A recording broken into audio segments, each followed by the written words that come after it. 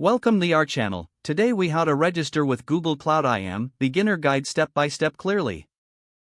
To register with Google Cloud IAM, start by navigating to the Google Cloud console. If you don't have an account, click on the Get Started for Free button.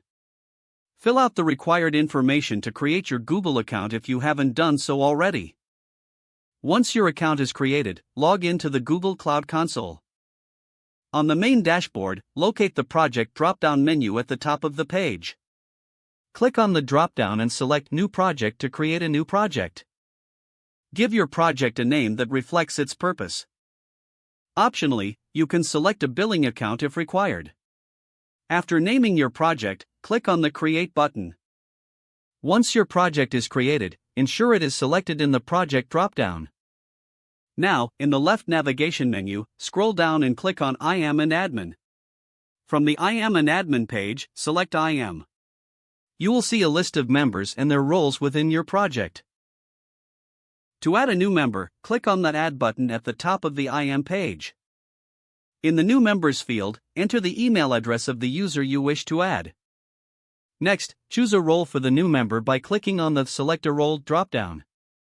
Select the role that aligns with the level of access you want to grant. You can also add an optional condition for more specific access requirements. Once you've defined the new member and their role, click on the Save button. The new member will receive an email notification about their access. To verify access, navigate back to the IAM page and ensure the new user appears in the list. Congratulations, you have successfully registered and configured Google Cloud IAM for your project. If the page does not load, refresh the browser or try again in a private or incognito window. Make sure you are using the correct email address, then retype it carefully to avoid small typos.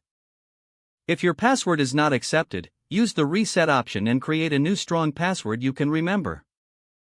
Check your spam folder for verification or security emails, then complete any requested confirmation steps. Enable two-factor authentication if available to improve account security and reduce unauthorized access risk. After signing in, review your profile details so your contact information and settings are accurate and current.